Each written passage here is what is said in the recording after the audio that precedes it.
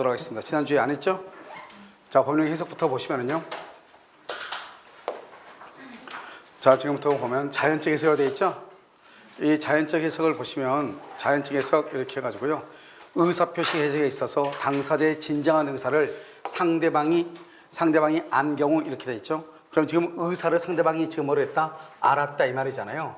그래서 의사를 상대방이 알았다 안 경우 그랬죠. 그런 경우는 우리가 알았다 그러면은 의사주의로 가는 거예요. 그렇기 때문에 여기는 표시행위로부터 추단되는 효과의사, 이것을 표시상의 효과의사 이 말이죠. 이것은 뭐죠? 규범적 해석이죠. 규범적 해석이고 이것은 뭐를 중시한다? 표시를 중시하죠. 그러면 이미 상대방 알았다 그러면 이걸 무슨 주의다? 의사주의. 무슨 해석을 한다? 자연적 해석을 한다 이런 말이죠. 그래서 해석해야 된다 이렇게 틀렸죠. 자, 계약 당사자의 확정에 관한 문제는 일반적으로 우리가 계약 당사자를 확정한다 이렇게 얘기하죠. 이때는 뭘 한다? 법률행위 해석, 다른 말로 의사. 여기서 보면 법률 행위의 해석이죠. 법률 행위를 뭘 한다? 다른 말로 법률행위 반드시 뭐가 있어야 돼? 의사표시. 그래서 의사표시 해석 이렇게 얘기하는 거예요. 그래서 법률 행위의 해석, 의사표시 해석 이렇게도 표현을 해. 무슨 말인지 아시겠죠? 자, 그것을 얘기하고요. 자, 그 다음에 3번 한번 보시고 그 다음에 보죠. 그 다음에 보시면 행위자가 타인의 이름으로 계약을 체결했다 이렇게 되어 있잖아요. 그럼 이제 이때는 어떻게 될 것인가? 여기 보시면 자, 행위자가 타인의 이름으로 매매계약을 체결한 경우 행위자 또는 명의자 중 누구를 계약의 당사자로 볼 것인가에 관해서 가장 중요한 건 항상 앞에가 필요 없어. 행위자와 상대방의 의사가 일치한다 이 말이야. 일치한다. 알겠죠? 그러면 의사가 일치하면 무슨 주의? 의사주의죠. 그 일치한 의사. 그 일치한 의사에 따라서 이 말이죠. 이 일치한 의사, 이것을 무슨 주의를 한다?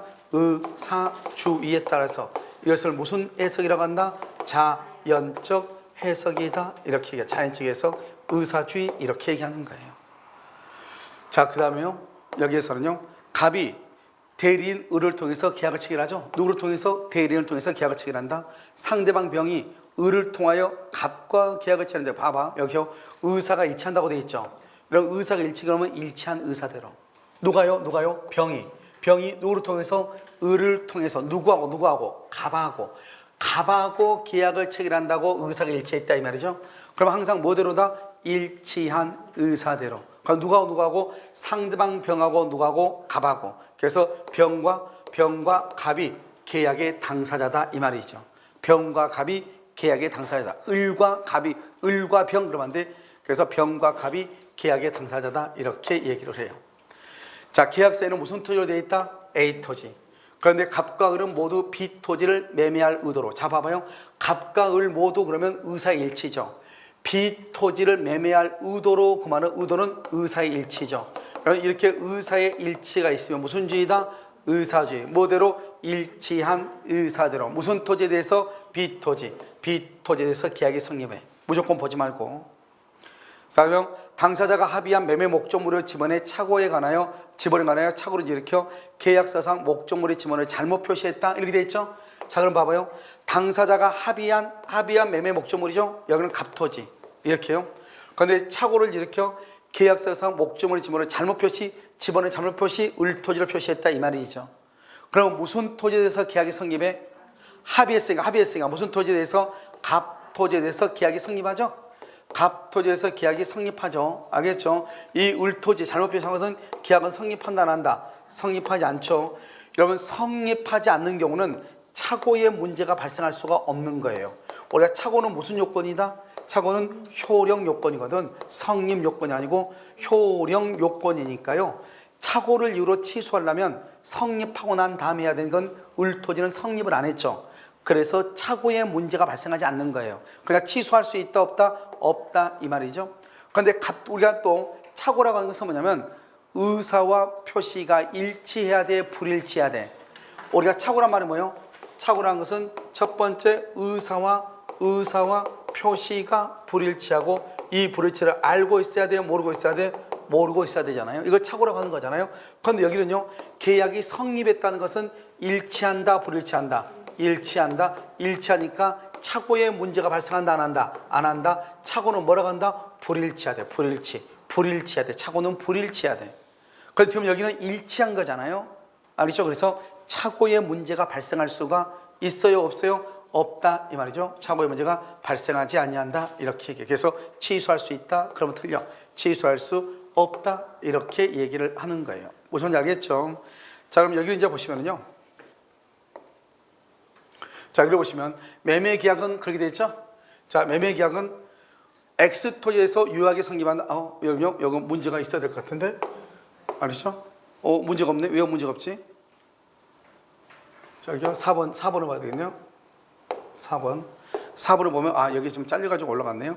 자, 4번을 보시면 여기 이제 분석을 할게요. 먼저요. 자, 갑은 울소유 X 토지를 임차에 사용하던 중 이를 매수하기로 을과 합의했다. 봐. 갑하고 을은요. X 토지에 대해서 합의를 했다. 합의를 했단 말은 뭐죠? 의사의 일치. 그럼 무슨 토지에 대해서 계약이 성립했다? X 토지에서 계약이 성립해. X 토지에서 계약이 성립했으니까 착오의 문제는 나온다 안 나온다? 안 나오죠. 알겠죠? 일치했으니까. 계약서는 표시죠. Y 토지로 잘못 기재. Y 토지는 계약이 성립했다 안 했다? 계약이 성립했어 안 했어? 안 했죠. 안 했으니까 착오의 문제가 나온다 안 나온다? 안 나온다 이 말이죠. 알겠죠? 무슨 토지에서 계약이 성립한다? X 토지. 그러니까요. 갑은 을한테 X 토지에서 뭐를 청구한다? 등기를 청구한다. 무슨 토지에 대해서? X 토지에 대해서 등기를 청구한다 이 말이죠. 자, 그럼 여기 이제 보시면 우리가 이제 갑은 1번요. 1번은 뭐라 나왔죠? 1번 매매계약은 무슨 토지? X 토지에 대해서 성립한다 이렇게. 그러니까 무슨 토지에서 등기를 청구한다? X 토지에서 등기를 청구한다 이 말이죠. 등기를 청구 이렇게. 그다음에 매매계약은 무슨 토지? Y 토지에서 성립 틀렸죠? Y 토지는 불성립이죠. 그러니까 착오의 문제가 발생한다 안 한다? 착오의 문제가 발생하지 않는다. 3번 X 토지에서 매매계약이 성립했죠. 맞죠? 당사자는 착오를 이유로 취소 이런 것이 있을 수 없죠. 왜요? 우리가 계약이 성립했다고 하는 것은 뭘 얘기한다? 의사의 일치가 있다. 의사의 일치. 그래서 착오를 이유로 취소할 수 없다. Y 토지에서 매매계약 성립 틀렸죠? 계약이 성립하면서 무슨 토지다? X고 Y 토지다 아니다? 아니다. 착오를 이유로 취소할 수 있다 없다? 없다. 그 다음에 X와 Y 중 어느 토지에 대해서도 계약이 성립되지 않는다. OX, X. 무슨 토지? X 토지에서 성립한다. OX, X. 틀렸다 이 말이죠. 자, 이제 규범적 해석이라고 되어 있죠. 그럼 규범적 해석이라는 거 항상 봐봐. 규범적 해석은 누구의 입장에서? 상대방의 입장에서 뭐를요?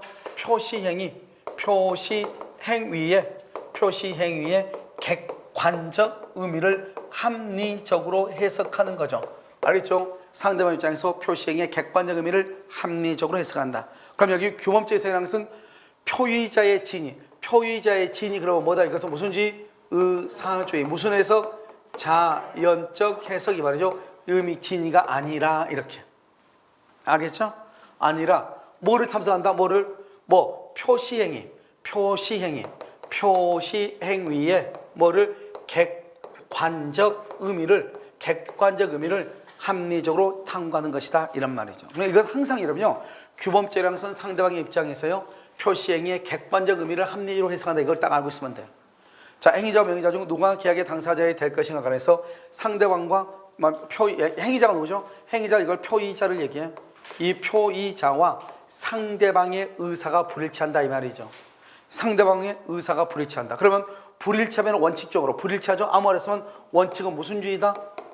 원칙은 무슨 주의? 표시주의. 표시주의는 무슨 해석이다? 규범적 해석. 누구의 입장에서? 상대방의 입장에서. 상대방 입장에서. 그래서 여기죠. 합리적인 누구의 관점에서? 표의자의 관점, 상대방의 관점. 상대방의 관점에서 이렇게. 상대방의 관점에서 계약의 당사자를 결정한다 이렇게. 누구의 관점? 상대방의 관점에서 결정한다 이렇게. 자, 그 다음에요. 여기 임대인이 임대차 계약서의 단서 조항에 권리금의 기재 없이 단지 모든 권리금을 인정함. 이렇게 됐죠? 모든 권리금을 인정함. 이 말은요. 만약에 임대차가 끝나고 임차인이 나갈 때 임대인이 권리금을 반환한다 이런 말이 아니고 임차인이 새로운 신규 임차인한테 권리금 받는 것을 방해하지 않겠다 이 말이죠. 모든 권리금을 인정한다고 하는 것은. 그래서 임차권을 승계한 자, 즉 신규 임차인한테 권리금을 받는 것, 소수하는 것을 임대인이 용인한다, 방해하지 않겠다 이 말이죠. 방해하지 않는다 이 말이죠. 알겠죠? 맞는 거죠? 4번요. 밑에는요. 갑이 자기 소유 고아한 점을 을에게 960만 원 매도할 의사. 자, 960만 원 뭐죠? 의사예요. 의사는 무슨 해석이에요? 자연적 해석이에요. 자연적 해석. 청약했는데 청약세는 690으로요. 690으로 기재가 됐어요. 690으로 기재는 뭐라고 그래요? 표시예요. 표시는 뭐예요? 규범적 해석이에요. 알겠죠? 그래서 갑의 진위를 알 수 있는 다른 해석자료가, 갑의 진위를 알 수 있는 다른 해석자료가 없다는 거예요. 그럼 의사로 간다, 표시로 간다? 표시로 가야 된다 이 말이죠. 그러면요, 얼마의 계약이 성립됐다? 690. 여기 690이 뭐예요? 표시고 무슨 해석이다? 규범적 해석이다 이 말이죠. 그래서 690에 성립하면 무슨 해석이고? 규범적 해석이고, 960에 성립하다 960. 그럼 960은 뭐죠? 여기는요 960의 의사죠. 의사니까 무슨 해석이다? 자연적 해석이고, 이건 자연적 해석이다 이런 말이죠. 아시겠죠? 규범적 해석, 자연적 해석 이렇게 돼. 그리고 무엇을 가지고 기준을 하는가 이 말이죠. 자, 법률행위 해석의 기준이라고 되어 있죠? 법률행위 해석 기준. 법률행위 해석 기준으로서 사실행 관습은, 그럼 사실행 관습은 누가 입증해요? 당사자. 당사자가 입증을 해야 돼요. 법이 아니니까. 그런데 경험칙이다. 경험칙. 경험칙이라는 것은 경험 법칙이란 말이에요. 법칙. 경험 법칙. 법칙은 누가 한다? 법원이 하는 거죠. 그래서 법원이 직권으로 판단한다 이 말이에요. 법원이 직권. 경험칙일 때는. 을이 부동산 경매절차에서 갑이 제공한 자금으로 을 명의로 낙찰받았다. 그럼 이걸 뭐라고 그래? 이것을 계약 명의 신탁이라고 그래. 계약 명의 신탁. 그러면 계약 명의 신탁에서는 누가 소유자죠? 계약 명의 신탁. 계약 명의 신탁에서는 낙찰자가 소유자가 돼. 을이 부동산 경매절차에서 갑이 제공한 자금, 갑이 누구냐? 신탁자예요. 신탁자. 그럼 여기 을은 누구예요? 수탁자예요. 수탁자면서 이 사람 누구예요? 경락인이에요.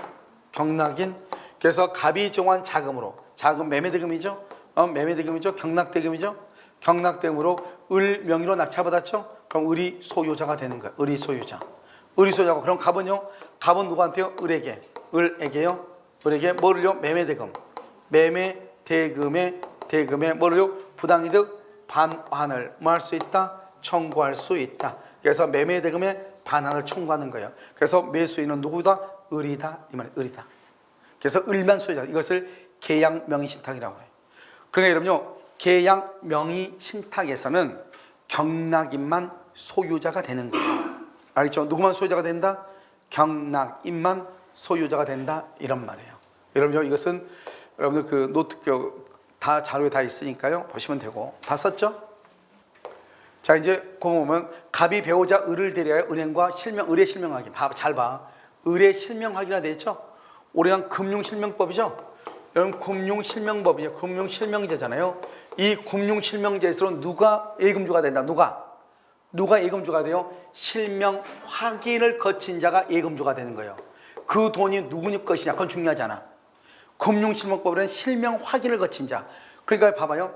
갑의 돈이야, 갑이 돈을 가져서 돈을 가져서 배우자 을의 통장에다 입금을 시켰다 이 말이죠. 그럼 통장을 만들려면 실명 확인을 거쳐야 되겠죠. 그럼 누구의 실명 확인을 거쳤다? 을이다. 그럼 이 예금은 누구다? 을이 되는 것이다. 자금 출연자가 갑이다 이 말은 갑의 돈이다 이 말이죠. 갑의 돈일지라도 당사자는 누가 되는 것이다? 을이 되는 것이다.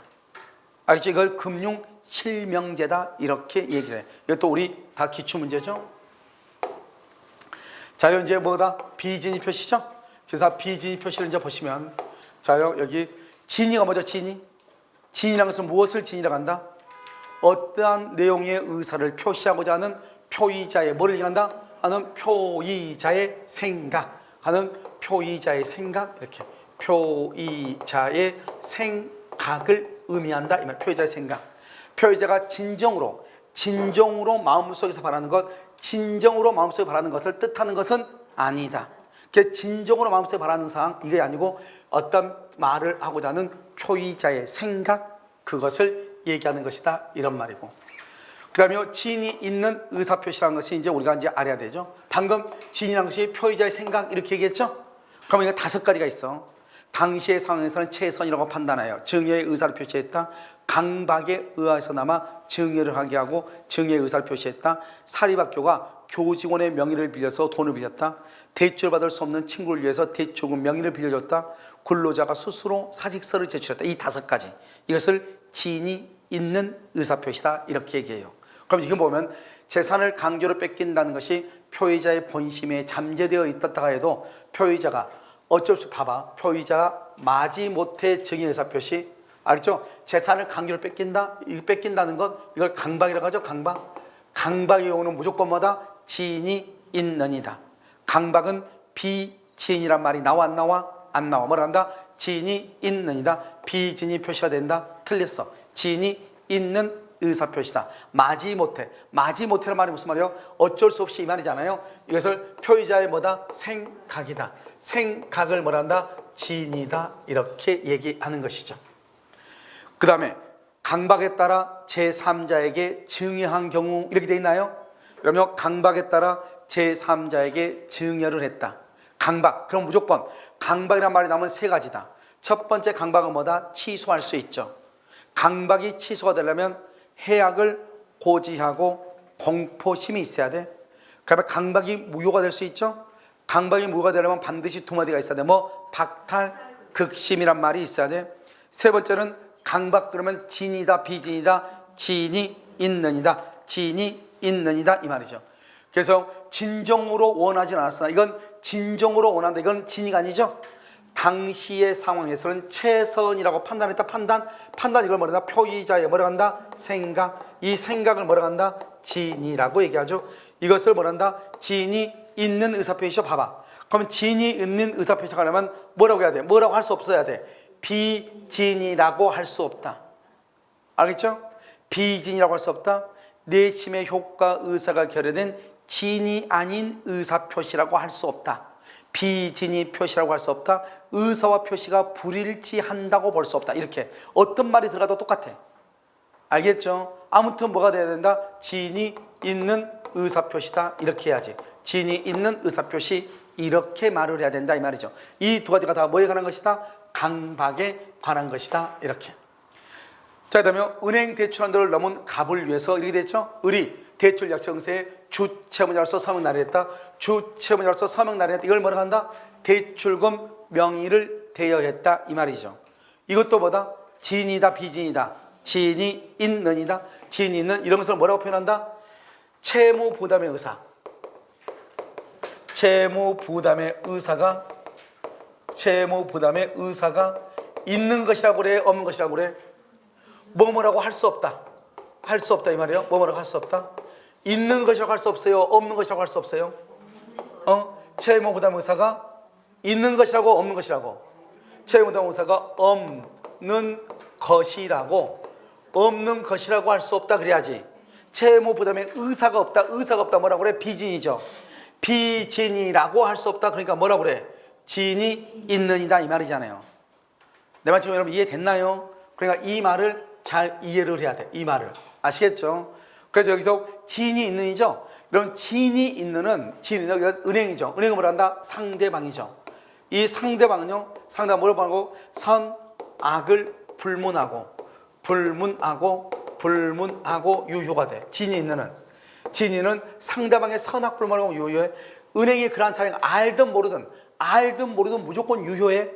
무조건 유효니까 누가 책임진다? 을이 원칙적으로 책임을 지는 거야. 알았어도 상대방이 은행이 상대방이냐. 상대방이 선악불문하고 유효가 되니까 을이 무조건 책임을 지는 거야. 그걸 진이 있는이라고 그래. 우리가 비진이 표시는 원칙적으로 비진은 표시대로 효력이 있지만 상대방이 알았거나 알 수 있었을 때는 효력이 없잖아. 무효잖아요. 그런데 진이 있는은 상대방이 선이고 악이고 따지지 않는 거예요. 왜? 진이 있는이란 말은 의사와 표시가 일치한다는 말이고 의사와 표시가 일치하면은 의사주의 표시주의를 따져 안 따져? 안 따지는 거예요. 따지지 않는다고. 그러니까 지금 여기는 이 말이 지금 진이 있는이니까 이 은행은 상대방이란 말이죠. 상대방의 선이 악의를 불문하고 무조건 을이 책임을 지는 거예요. 아시겠죠? 좀 어려운 말인데 우리 19회 때 나왔단 말이죠. 자, 그 다음에 대출 절차상 편의를 위하여 명의를 빌려 똑같아. 여기는 이렇게 길죠. 여기는 짧게 명의를 빌려줬다 이렇게. 명의 대여죠. 똑같은 말이라고. 알겠죠? 채무 부담의 의사가 뭐죠? 없으므로, 그렇죠? 뭐뭐 할 수 없으므로 그 의사표시는 뭐뭐다, 이렇게. 알겠죠? 그럼 이것은 그 의사표시는 진이에요, 비진이에요? 의사표시는 진이다, 비진이다? 진이 있는 의사표시다, 이 말이죠. 그러면 여기는 최모당 의사가 있다게 해야 돼, 없다게 해야 돼? 없다고 할 수 없으므로, 채무보다는 의사가 없다고 할 수 없으므로, 있다고 할 수 없다 그러면 비진이가 돼버리잖아요. 없다, 의사가 없다 그러면 비진이죠. 비진이라고 할 수 없으므로 비진이가 아니다, 이 말이지. 그럼 그걸 뭐라고 해야 한다? 진이 있는이다, 이 말이죠. 그러니까 그 의사표시는 진이 있는 의사표시다, 이 말이에요. 항상 여기서 채무부담의 의사가 없는 것이라고 할 수 없으므로, 없는 것이라고 할 수 없으므로. 알겠죠? 그 말은 뭐다? 진이 있는 의사표시로서 누가 책임진다? 그래서 표의자가 책임을 진다, 이 말이죠.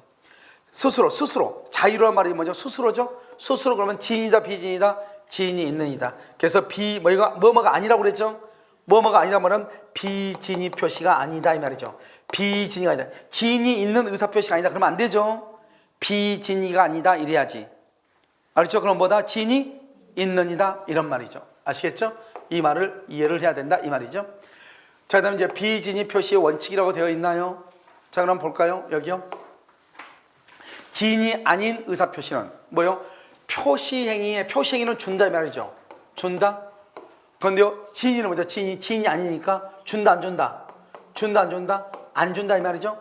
표시는 준다고 했는데 의사는 준다는 의사가 있어, 없어? 없죠. 그러니까 그걸 말한다. 표시행위에 상하는 뭐가 없다, 뭐가? 의사, 효과 의사. 효과 의사를 담아로 뭐라 한다? 진이죠. 진이가 있다, 없다? 없는 것이다, 이 말이죠. 표시는 준다고 그랬어. 그런데 의사는 주지 않는다, 이 말이죠. 무슨 말인지 알겠죠? 그걸 비진이라고 그래요. 자, 비진이는요, 그럼 비진은 원칙적으로 뭐대로 이루겠다? 이런 비진이 표시란 말은 뭐예요? 의사 표시가 일치하지 않으면 원칙적으로 무슨 주의다? 표시주의라니까. 표시된 대로 효력이 발생하는 것이 원칙이다. 그래서 원칙적으로 무슨 주의다? 표시주의, 이 말. 표시주의 이 말이에요. 그래서 표시된 대로 효력이 발생하는 것이 원칙이다, 이렇게. 자, 그 다음에 진이 아닌 의사표시는 통정어의 표시와 구별되네. 그러면 우리가 진이 아닌 의사표시, 비진이하고 통정어의 표시는 같은 것은 뭐예요? 같은 것은 의사 표시가 불일치한다고 하는 것을 알고 있다, 모르고 있다, 표의자가 알고 있다는 것이고, 통정은요, 알면서 상대방과 통정이 있다, 양해를 구했다, 상대방의 양해를 구했다, 이 말이죠. 그래서 여기서 보면 진이 아닌 의사표시는 상대방하고 뭐가 없어? 통정을 했어, 안 했어? 안 했죠. 상대방과 양해가 있어, 없어? 없죠. 합의를 했어, 안 했어? 없죠. 짜고 했어, 안 했어? 안 했죠. 그래서 짜고 하지 않았다는 점에서 통정의 표시와 구별된다, 이 말이죠. 그래서 양해를 얻었다, 통정했다, 합의했다, 짜고 했다, 그러면 통정의 표시. 이런 것이 없으면 뭐다? 비진이. 그 비진이는 뭐죠? 비진이하고 통정의 표시는 의사와 표시가 불일치하다고 하는 것을 알고 있다, 모르고 있다? 알고 있다, 이 말이죠. 그런데 알면서 짜고 했느냐, 짜고 하지 않았느냐, 이런 차이가 있는 것이다. 알겠죠? 자, 그러면 비진이 표시는 상대방과 뭐가 없어? 비진은 상대방과 통정이 없다. 뭘 하지 않았다? 짜고 하지 않았다. 합의가 없다, 이 말이죠. 그래서 이런 거 없었다는 점에서 통정이 없어서 착오와 구별되는 것이 아니고 뭐하고 구별된다? 통정 허위 표시와 구별이 된다, 이 말이죠. 착오하고 구별하려면 어떻게 해요? 착오하고 구별하려면 착오는 의사와 표시의 불일치를 알고 있어, 모르고 있어? 모르고 있는 것이고, 여기 통정하고 비진은요, 의사와 표시의 불일치를 알고 있어, 모르고 있어? 알고, 알고, 여기는 모르고, 이렇게 착오하고 구별하려면. 그러니까 의사와 표시의 불일치를 알고 있느냐, 비진이? 모르고 있느냐, 착오, 이 말이에요. 그러면 통정의 표시, 통정이 있냐 없냐는 우리 방금 앞에서 얘기했잖아요. 통정 허위 표시하고 구별을 할 때 통정을 했느냐 안 했느냐. 그러니까 비진이하고 통정은 둘 다 의사와 표시가 불일치한다, 이 말이죠. 그 불일치를 둘 다 알고 있어. 결정적인 차이는 상대방의 양해를 구했느냐, 통정의 표시. 상대방의 양해를 구하지 않았으면 비진이 표시다, 이 말이죠. 그런데 착오냐 사기냐를 얘기했을 때는 알고 있냐 모르고 있냐를 구별하는 거예요. 알겠죠? 그래서 이것은 맞아요 틀려요? 틀렸다 이 말이에요. 그 다음에 비진위 표시는 진위와 표시의 불일치를 표의자가 알고 해야 돼요 모르고 해야 돼요? 알면서 해야죠. 알고 해야죠. 비진위는 그러니까 착오와 구별되죠. 착오는 불일치를 알아야 몰라요? 모르고 이렇게 구별되는 거죠. 자, 부동산 매매에서 비진위 표시는 상대방이 누구이기만 하면 돼요? 선이기만 하면 유효다, OX, X죠. 상대방은 반드시 선이 뭐가 돼야 돼요? 무과실. 상대방은 선이 무과실이 돼야 돼. 선이 무과실이 돼야지 유효가 돼. 상대방은 선이 무과실이 돼야지 유효다 이 말이죠. 뭐가 돼야지? 선이 무과실 이렇게. 자, 비진위 표시 예외죠. 예외 이렇게 돼 있나요? 자, 비진위 표시 예외 돼 있죠. 자, 이건 뭐예요? 의사 표시는 상대방이 표의자의 지인이 아님을 뭐 했을 경우에만 알았을 경우에만 무효다. OX. 알았거나 알 수 있었을 경우 이 말이죠. 알 수 있었을 경우 이 말이죠. 알았거나 알 수 있었을 경우 그때 무효가 돼. 알았을 경우에만 만자 때문에 틀렸어. 알겠죠? 그 다음에 상대방이 표의자의 지인이 아님을 상대방이 알았다? 그러면 표의자는 지인이 아닌 의사표시 알았다 그러면 뭐요? 유효다 무효다? 무효를 주장할 수 있다 이렇게. 비진위 의사표시는 상대방의 표의자의 지인이 아님을 알 수 있었을 경우 알 수 있었다 그러면 취소예요 무효예요? 여러분 무효가 돼. 비진위하고 통정은 무효가 돼. 착오 사기 강박만 취소를 해. 착오 사기 강박만 취소한다고. 알겠죠? 취소는 아무나 하는 게 아니에요. 제한 능력자 착오 사기 강박, 제한 능력자 착오 사기 강박만 취소를 하는 거예요. 자, 사직의 의사 없는 사기업의 근로자죠. 사직의 의사가 없다 비진위죠. 사기업의 근로자죠. 근로자가 표의자죠. 표의자가요 사용자죠. 상대방이죠. 상대방의 지시로 어쩔 수 없이 사직서를 제출했다. 사직서 이걸 뭐란다? 비진위 표시. 그럼 비진위 표시를 했는데 원래 비진위 표시는 표시대로 유효인데 상대방이 알았거나 알 수 있었을 때는 무효잖아요. 그럼 지금 여기는 사용자가 사직서를 내라고 지시를 했죠. 지시. 그 말은 사용자가 누구죠? 상대방이죠. 이 상대방은 비진위를 알고 있었다 모르고 있었다? 알고 있었다. 그러면 사직서는 유효이다 무효이다? 무효이다. 알겠죠? 그래서 그 효과는 제출할 때 의사표시는 비진위 표시로서 무효이다 이 말이죠. 비진위 표시로서 무효이다. 알겠죠? 그래서 그 사직서를 뭐에 해당한다? 비진위 표시로서 무효이다 이렇게. 그 다음에 대리권 남용. 우리가 얘기했어. 비진위 표시에 관한 규정은 대리권 남용에 유추 적용된다. 우리 오늘 대리권 남용 배웠죠? 대리권 남용은 대리권의 범위 안에서 대리 행위를 했는데 알겠죠? 대리인이 자기 자신이나 누굴 위해서 제3자를 위해서 사용한다 이 말이죠. 그것을 뭐라고 한다? 대리권 남용이다. 대리권 남용이 있으면 원칙적으로 누가 책임진다? 본인이 책임을 지지만 상대방이 대리인이 대리권을 남용한다고 하는 사실을 뭐랬거나 알았거나 알 수 있었을 경우 본인은 책임을 진다 안 진다? 안 진다. 그래서 대리권 남용에 유추 적용된다. 이것을 비진위 표시에 관한 규정. 알죠? 107조 비진위 표시에 관한 규정이죠. 1항 단서 이렇게. 그것은 얘기하고요. 그 다음에 제3자죠. 우리가 비진위 표시의 무효는 누구에게 대응하지 못한다? 선의의 제3자. 그래서 당사자는 지인이 아닌 의사 표시를 기초로 항상 제3자는 어떤 제3자죠? 새로운 이해관계, 새로운 이해관계를 맺은 선의의 제3자. 이때 제3자의 선의는 추정이 되고 따라서 제3자가 선의가 아니고 악이라고 하는 것은 무효를 주장하는 표의자가 입증을 하는 것이고 제3자는 선의이기만 하면 되고 과실, 무과실을 따지 안 따져? 안 따지고 과실, 무과실을 불문하고요. 제3자가 스스로 뭐라고 주장할 수 있다? 무효라고 뭐 할 수 있어? 주장할 수 있다 이 말이죠. 그래서 제3자가 무효라고 주장할 수 있다. 이것을 제3자의 3대 원칙이다 이렇게 얘기를 하는 거죠. 그래서 무효를 말 수 있다, 주장할 수 있다 이렇게 얘기해. 그래서 선의 제3자에게 뭐하지 못한다? 대항하지 못한다 이렇게. 자, 그 다음에 갑은 그의 토지를 내심의 의사와는 달리, 봐봐, 내심의 의사와는 달리 그런 비진이죠. 을에게 기부했다. 기부한다는 말은 뭐다? 증여를 하기로 하고 이 말이죠. 을 앞으로 등기를 했다 이 말이죠. 등기를 했다. 을 앞으로 갑과 을 사이 법률적 설명으로 옳은 것은 그랬죠. 1번 갑의 의사표시는 무효이므로 이렇게 했나요? 우리는 여러분요, 의사와는 달리 기부했다는 말은 의사표시가 불일치하죠. 여러분 의사표시가 불일치하면 원칙적으로 뭐대로 효력이 있다? 표시대로 이어져. 표시대로. 그래서 을이 갑의 진위를 몰랐다. 을이 상대방이 몰랐다. 그러면 선이 뭐가 실이죠? 그러면 우리가 원래 비진위 표시는 표시대로 효력이 있죠. 상대방이 선이 뭐가 싫으면 표시대로 유효니까 을이 소유권을 취득하죠. 취득한다. 만약에 2번요, 갑의 의사표시는 단독행위다. 이건 문제죠. 그럼 기부를 했다고 하는 것은 뭐죠? 증여죠. 증여. 그건 계약이죠. 우리가 단독행위는 뭐다? 단독행위는 뭐죠? 유증을 얘기하죠. 유증. 상대방 없는 단독행위 유증인데요. 지금 여기는 이 사람이 살아있을 때 등기까지 맞춰줬잖아요. 그러니까 유증은 유증은 죽었을 때 얘기하잖아요. 그러니까 이것은 증여 계약이라고 봐야죠. 비진위 표시에 관한 법리가 적용되지 않는다. 틀렸죠? 단독행위여도 적용이 된다.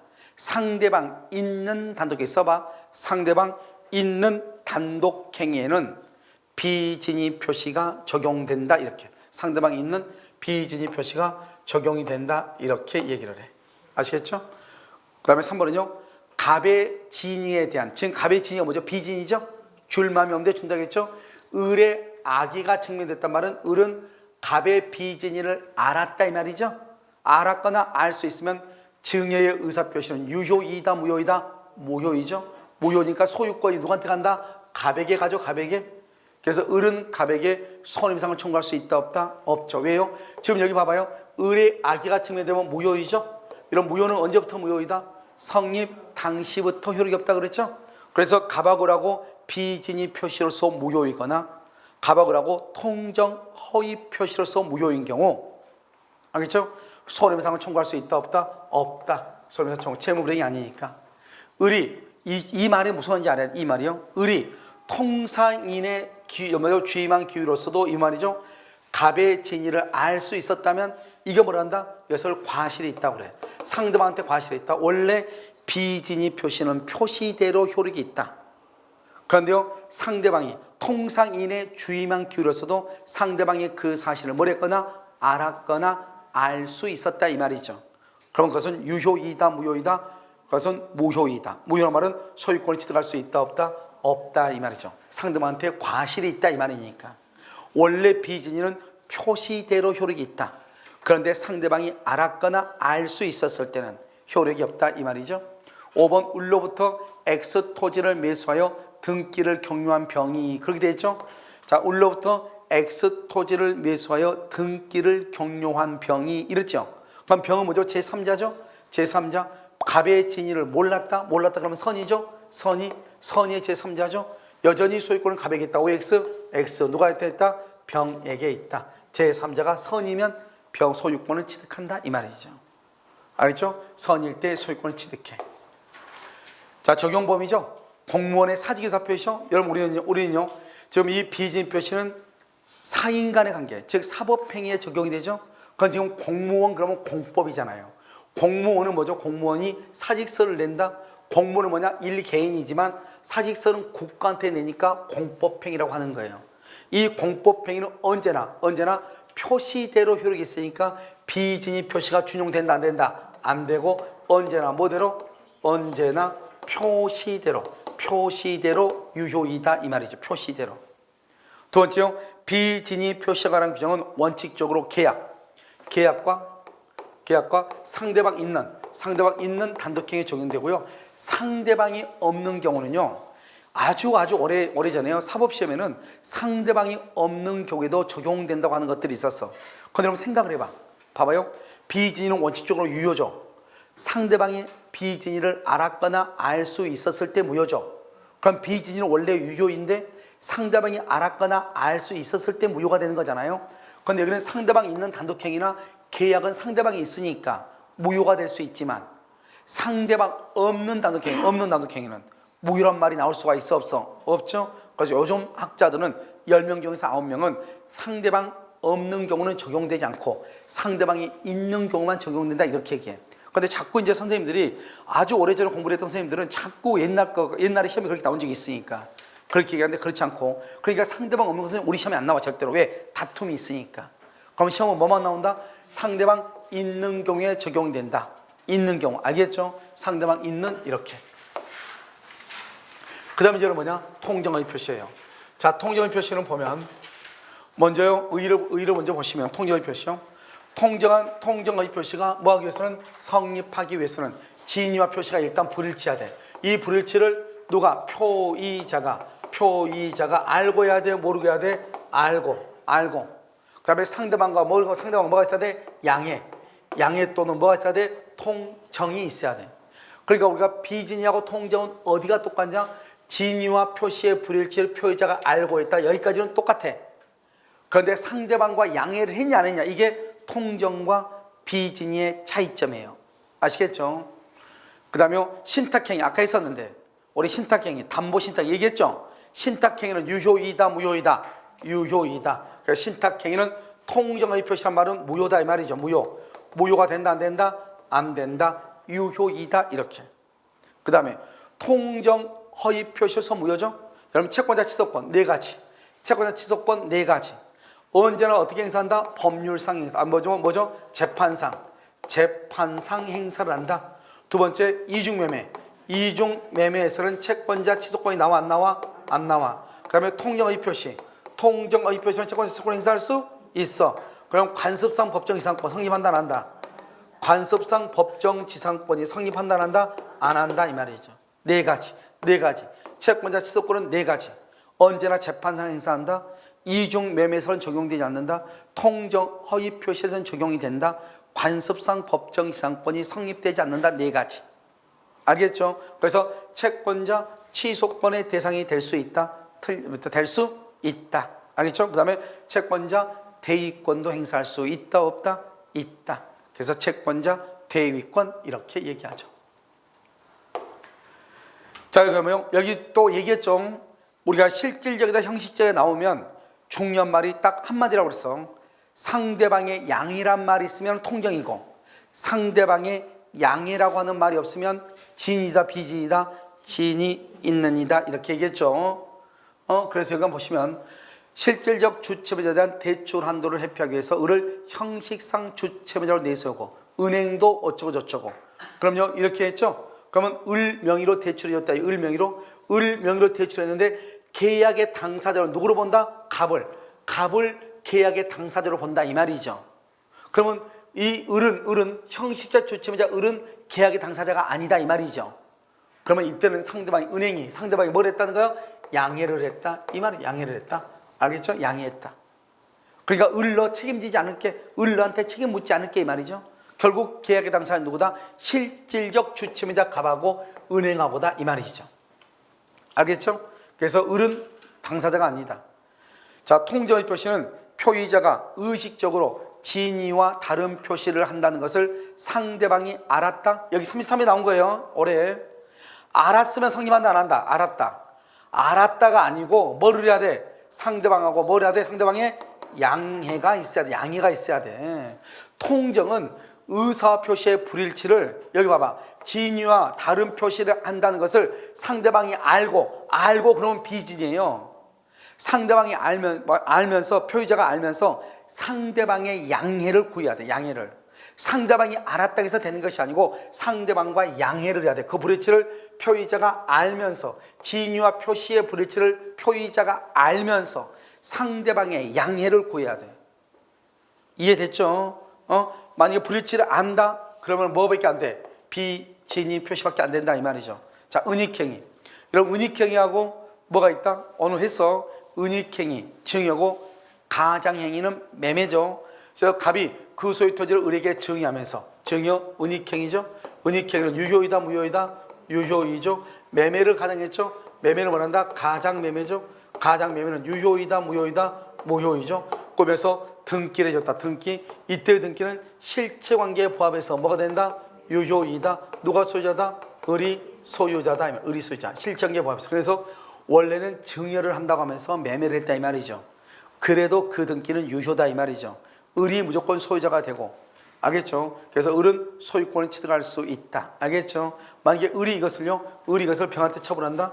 병은 뭘 불문하고? 선, 악을 불문하고 소유권 취득한다. 무슨 법칙이다?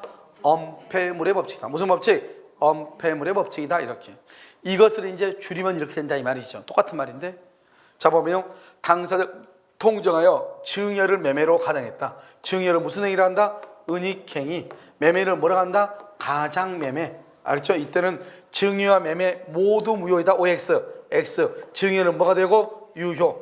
매매는 뭐가 되고? 무효. 매매는 무효. 증여는 유효. 이렇게 되는 거예요. 이해됐어요? 알겠죠? 아무것도 아니죠 지금. 자 그러면 가장행위가 무효면 은닉행위도 무효다. 여러분 은닉행위는 뭐라고? 은닉행위는 뭐라고? 증여. 가장행위는 뭐라고? 매매.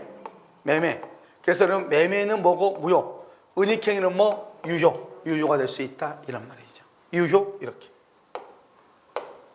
그 다음에 적용 범위죠. 통정 허위 표시에 관한 민법 108조는 계약에는 적용되고 상대방 있는 단독행위는 적용되지만, 왜냐하면 통정을 하려면 누가 있어야 돼요? 상대방이 있어야 되니까. 상대방이 있어야 되니까 어디에 적용돼요? 계약에 적용되고요. 그 다음에 또 상대방 있는 경우에 적용이 되죠. 그런데 상대방이 없다. 상대방이 없는 단독행위는 통정할 수가 없으므로 적용된다 안 된다? 안 돼. 그러니까 여기는 X란 말은 뭐다? 누가 없다는 거다? 상대방이 없는 경우. 상대방이 없는 경우는 적용되지 아니한다. 이렇게 얘기를 해. 알겠죠? 자, 29번은요. 29번이 아니죠. 여기 보면 효력이죠. 효력. 자, 상대방과 통정하여 허위로 체결한 매매이죠. 허위는 가장매매죠. 가장매매는 유효이다 무효이다? 무효이다. 알겠죠? 통정의 표시 무효에 대항하는 제3자는 제3자. 자, 제3자의 3대 원칙. 제3자의 선의는 뭐가 된다? 추정된다. 그럼 제3자가 선의가 아니고 악의라고 하는 것은 누가 주장한다? 무효를 뭐하는 자? 주장하는 자. 무효라고 주장하는 자. 그래서 제3자는 자신이 증명한다 그러면 안 돼. 알죠? 제3자가 선이라고 하는 것을 자신이 증명하는 것이 아니고 누가 증명을 해야 된다? 무효를 주장하는 상대방이 너는 선이가 아니고 누구다? 악이다. 제3자는 선이가 아니고 악이라고 하는 것을 무효를 주장하는 사람이 증명을 하는 거예요. 악이라고 주장하는 사람이. 알죠? 악의를 입증한다 이 말이죠. 민법 108조 제2항에 따라 보호받는 선의의 제3자에 대해서는 선의의 제3자를 봐봐. 선의의 제3자는 뭐가 된다? 이퀄 뭐가 돼요? 소유자죠. 소유자. 선의의 제3자에 대해서는 어느 누구도 통정의 표시 무효로서 대항할 수 없다. 이번에 나온 거죠? 작년에 나온 것이다. 왜요? 우리는 누구한테 대항하지 못하죠? 선의의 제3자. 그러니까 선의의 제3자한테 대항하지 못하는 거예요. 어느 누구도 대항하지 못해. 누가 최종적으로 소유자가 되니까 선의의 제3자, 이렇게. 자, 이제 여기 이제 다 끝났어요. 이제 제3자가 누구냐? 그럼 제3자는 뭐죠? 새로운 이해관계. 그래서 통정의 표시 무효인데요. 무효로 대항할 수 없는 제3자 범위는 통정의 표시. 그럼 통정의 표시는 뭐라고 그랬어? 통정의 표시는 유효이다 무효이다? 무효를 기초로 통정을 다른 말로 뭐라고 읽으라고 그랬죠? 아까요. 가장 뭐뭐로 읽으라고 그랬죠? 어떻게 이해관계를 맺어야 돼? 어떻게? 새로운 이해관계. 그러면 기존의 사람이라든가 앞에 있는 사람이다. 이런 사람은 된다 안 된다? 안 돼. 새로운. 여기요. 통정의 표시 무효로 대항할 수 없는 제3자에 해당하는지의 여부를 판단할 때 파산관제인, 이런 파산관제라고 한국자산관리공사는 어디에 해당한다? 제3자에 해당한다. 특히 파산관제인이 선이냐 악이냐 하는 것은 어떻게 판단한다? 누구를 기준으로? 총파산채권자. 그런데 파산채권자가 모두가 악의가 아니다. 이 말은 일부는 선이다 이 말이죠. 일부는 선이면은 이걸 전부를 뭐로 본다? 전부를 선의로 다루냐. 선의로 다뤄진다 이 말이죠. 그러니까 이런 파산관제는 누구를 기준으로? 총파산채권자를 기준으로 선의 악의를 판단하고, 총파산채권자 중에서 일부는 선이고 일부는 악의이다. 그러면 전부를 뭐로 본다? 선의로 본다. 알겠죠? 자, 통정의 표시 무효로 대항할 수 없는 제3자. 제3자를 판단할 때 파산관제에 또 나왔네.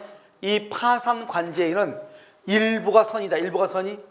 우리가 파산관제는 선악을 기준할 때 총파산 채권자를 기준으로 하죠. 그런데 그 총파산 채권자의 일부는 선이고 일부는 악이죠. 그럼 전부를 뭐로 본다? 선의로 본다. 선의. 일부가 선이면 선의로 다루어진다. 이렇게. 그러면 자, 우리가 이제 제3자다 아니다를 판단해야 되죠. 자, 이 봐봐. 제3자다 아니다를 판단할 때는 딱 네 가지만 알면 된다고 그랬어. 먼저 우리가요. 먼저 제3자가 아닌 걸 먼저 한번 볼까? 제3자가 아닌 거 누구 아니야? 당사자 아니야. 그 다음에 상속인 아니고 수익자 아니고 제3자를 향해서 수익자 아니고 계약상의 지위를 승계한 자 아니고 채권의 가장 양도에서 채무자 추심을 의뢰받은 자 대리인 본인하고 대리인은 제3자다 아니다? 아니다. 다시 본인하고 대리인은 제3자가 아니다. 채권의 가장 양도에서 채무자 채권의 가장 양도에서 추심을 의뢰받은 자 제3자가 아니죠. 우리가 가장 기본적으로 제3자가 아니까 세 가지. 상속인 아니야. 지위를 이전받은 자 수익자 아니야. 수익자 아니야. 지위를 이전받은 사람 아니에요. 그 다음에 상속인 아니에요. 채권의 가장 양도에서 채무자 추심을 의뢰받은 자 대리인 아니에요. 본인 아니에요. 알겠죠? 그러면 제3자인 것은 어떻게 판단한다? 제3자는 딱 네 가지만. 첫 번째 뭐 가장 소비됐다. 이걸 먼저 찾으라고 했죠. 가장이란 말이 통장이란 말이니까 유효예요, 무효예요? 무효죠. 가장 소비대차, 가장 채권. 그 다음에 또 뭐 가장 매수인, 가장 양수인, 또 뭐 가장 전세권, 가장 저당권, 가장 전세권, 가장 저당권. 이렇게 딱 네 가지. 네 가지만 빨리 찾아. 그러면 그게 을이야. 을. 그 다음에 누가 나올지 몰라. 그 사람은 무조건 제3자예요. 양수인이죠. 양수인은 무조건 제3자예요. 이렇게 여기 이걸 먼저 찾아. 가장 소비대차, 가장 매수인, 가장 전세권, 가장 저당권 찾아. 얘가 을이에요. 그 다음에 쭉 읽어가지고 뭐라고 나와. 그러면 걔가 무조건 제3자라고. 제3자가 아니다가 아니고 무조건 제3자라고. 알겠죠? 이게 우리 작년에 나왔던 거잖아요. 자, 이제 제3자에 해당하는지 잘 보라고. 여기 해당하는지 아무것도 아니에요. 이걸 모르는 것은 이건 용서가 안 돼. 봐. 뭐라고? 가장 전세권, 가장 양수인, 가장 양수인. 알겠죠? 여기 봐봐. 여기는 조심해. 가장 행위에 기한 근저당권 채권이죠? 여기는 채권이야. 이것만 조심하면 돼. 이것만. 가장 채권. 그래, 우리가 지금 4개 다 나왔네. 아, 가장 전세권, 가장 양수인, 가장 양수인, 가장 채권 나왔죠? 여기까지 뭐라고 그래? 여기까지 뭐라고 그래? 을이라고 그래. 을. 그 다음에 뭐라 나오면 다 병이야. 제3자야. 그 다음에 뭐라고 나오면 제3자라고. 지금 여기 뭐라고 나왔어요? 여기 지금 뭐라고 나왔어? 아, 죄송. 여기는 가장 전세권 아니에요. 여기 가장 전세권 아니고 가장 전세권부 채권. 여기 채권. 가장 채권이에요. 가장 채권. 여기까지. 죄송해요. 여기까지. 알겠죠? 이렇게. 그럼 이게 을이에요. 그 다음에 뭐라고 나왔어? 가압류. 여기 뭐라고 나왔어? 저당권. 여기 뭐라고 나왔어? 가등기. 여기 뭐라고 나왔어? 가압류. 무조건 이 사람들은 병 제3자라니까. 알겠죠? 그러니까 먼저 뭐만 찾으면 돼. 우리가 을을 먼저 찾으라고. 을을. 가장 전세권. 아까 우리 내가 네 가지 시작. 가장 매수인, 가장 채권, 가장 소비대차, 가장 전세권, 가장 저당권. 다시 가장 매수인, 가장 채권, 가장 전세권, 가장 저당권. 네 가지만 먼저 찾고 그 다음에 나온 사람은 다 제3자라고. 알겠죠? 뭘 이걸 갖다가 암기해 사냐고. 무슨 말인지 알겠죠? 그 다음에 이제 여기 다시 봐. 여기 이렇게 돼 있죠? 이제 뭘 찾아야 돼? 그렇죠. 가장을 찾아야지. 가장을.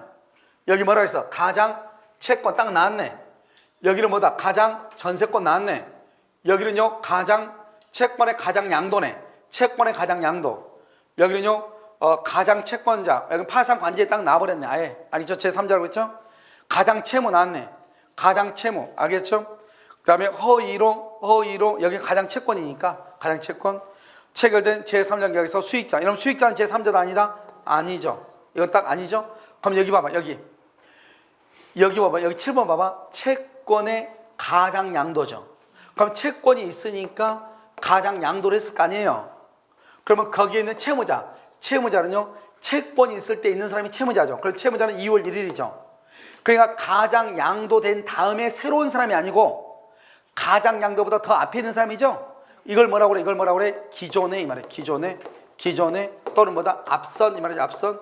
이 사람은 제3자도 아니다. 아니다. 그래서 채무자 제3자가 아닌 거예요. 여기가 가장 채권형 을이죠.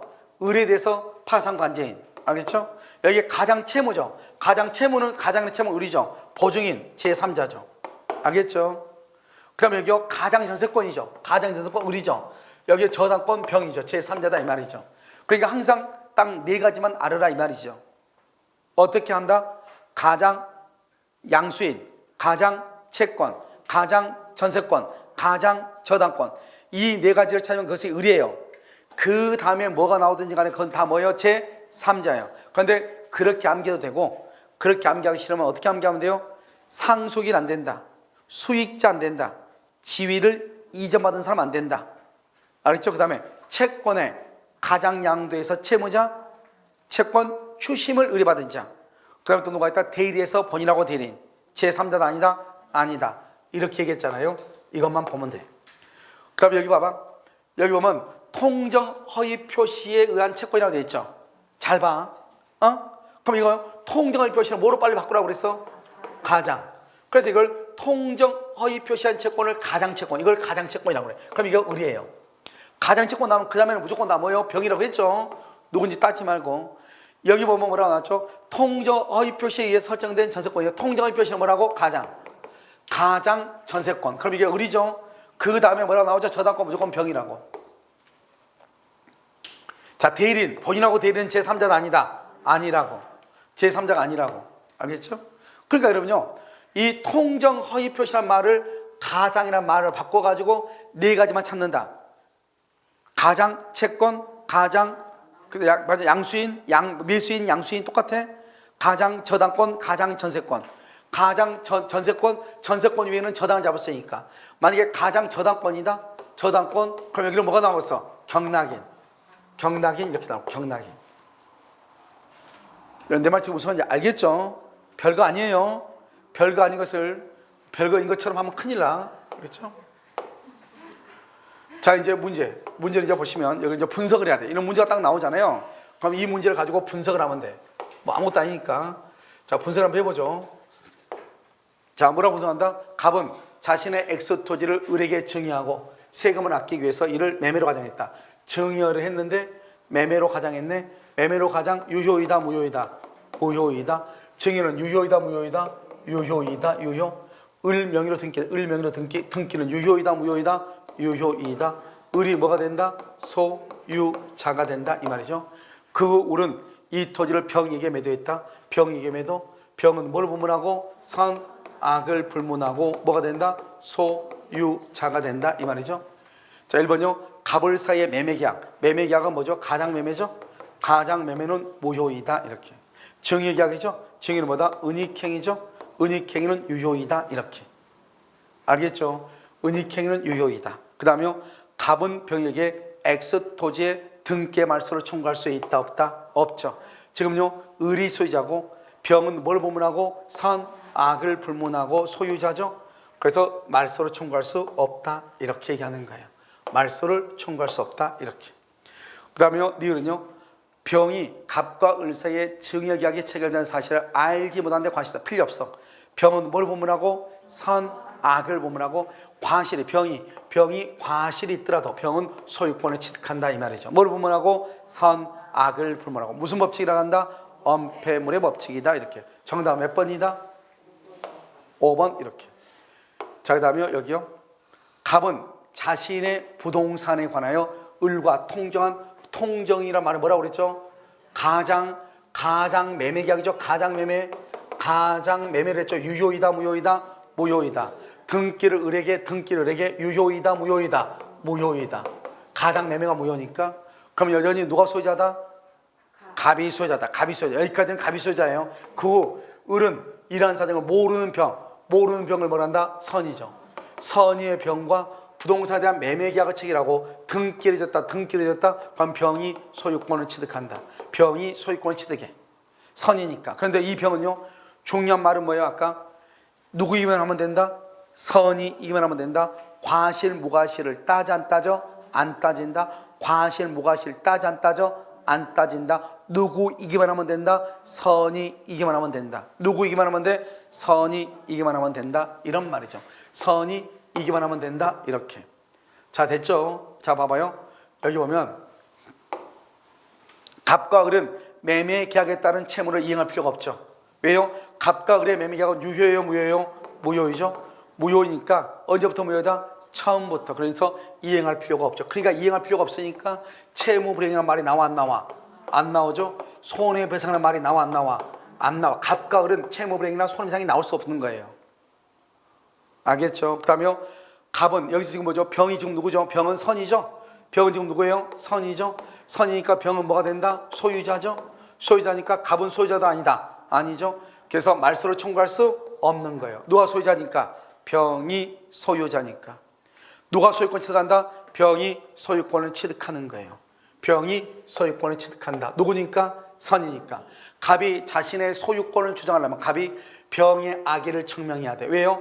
병은 선의로 뭐가 된다? 추정되죠. 선의로 추정되니까 병이 선의가 아니고 악의라고 하는 것을 누가 증명한다? 누가? 무효를 주장하는 누가? 갑. 주장하는 갑이 증명을 한다 이 말이에요. 증명한다. 무효를 주장하는 갑이 증명을 해야 된다 이런 말이에요. 그러면 병은 누구면 되죠? 병은 선이기만 하면 되죠. 과실 무과실을 따지 안 따져? 안 따지죠. 그래서 과실 무과실을 불문하죠. 불문하고 소유권을 취득한다. 알겠죠? 과실이 있으면 취득하지 못한다. 틀렸다고. 병은 선이이기만 하면 되고 과실 무과실을 불문한다 이 말이죠. 뭘 불문한다? 과실 무과실을 불문한다 이 말이에요. 여러분 이해됐나요? 그래서 선이 악의를 불문하고 이렇게. 그래서 선이기만 하면 되고 과실 무과실은 따지지 않는다. 됐죠? 그럼요 잠깐 쉬도록 그렇게 하겠습니다.